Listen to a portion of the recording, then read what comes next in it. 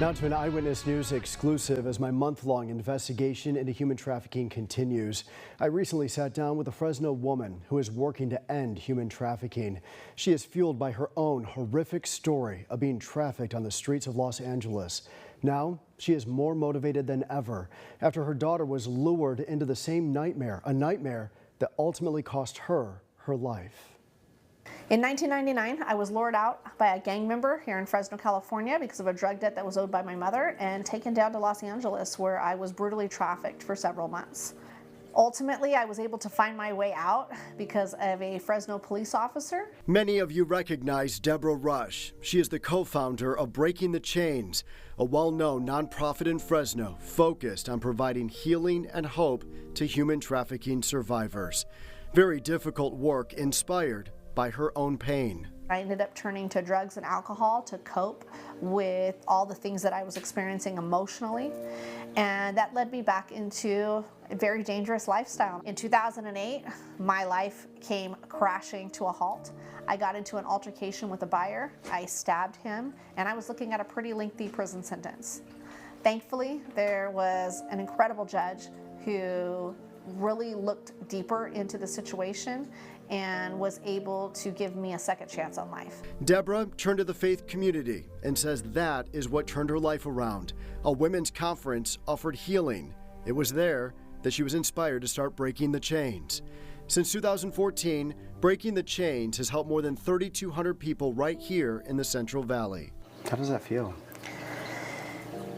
You know, I want to say that it feels accomplished to be able to serve that many individuals, but at the same time, it's heartbreaking to think that there have been 3,200 people that have come through our door. Deborah argues most choose this lifestyle, but none actually want to be part of it.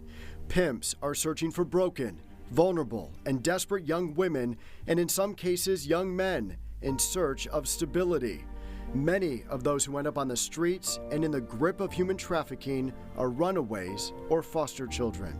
We are only scraping the bottom of the bucket, right? We know that there is at least 70% more out there. That's scary. Those are real numbers whenever we think about what's actually happening out here within our community and throughout the central San Joaquin Valley. How important are conversations like this? Conversations like this are very critical. We have to understand that as complex and complicated and heavy as human trafficking can feel, that all of us have an ability to do something. Breaking the Chains is saving lives, but sadly, there are many lives lost. And a little more than a year ago, the pain and the trauma that Deborah left behind on the streets came back to haunt her. Her 20-year-old daughter, Kendra McIntyre, was shot and killed on Figueroa Street in Los Angeles. We may never be clear on exactly the reason why we lost Kendra. What we do know is that Kendra was being trafficked in an area that is 100% gang impacted and gang controlled. And another child who is utilized by the gang in that area was given direction to murder our daughter. Kendra and I talked at some point almost daily.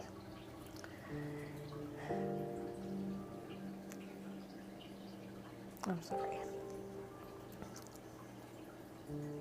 It's very difficult not to have a conversation, a memory, an activity where you're setting out to plan this and you're planning for certain things to happen, and then to know that she's not a part of that is very, very difficult for us. I know you were so motivated with breaking the chains through your own trauma, your own experience. Are you that more motivated now after losing Kendra? I am so much more motivated now in the anti-human trafficking movement than I was before. It is my promise to her that, again, my last exhale will be making sure that I'm doing everything in my power to ensure that everyone's child makes it home safe tonight. And if you or someone you know wants to break the chains, you can contact Deborah Rush and her team. They are based in Fresno. You will find them on social media, btcfresno.org, or by calling the phone number on your screen. And we have two stories airing next week. One on Wednesday, part 5 of Human Trafficking Breaking the Cycle. Senator Shannon Grove takes the fight to the state capitol where right now she is trying to change a state law to protect all young people from this dangerous lifestyle. And the following night, on next Thursday, the finale, we are back undercover with Fresno PD on another undercover sting.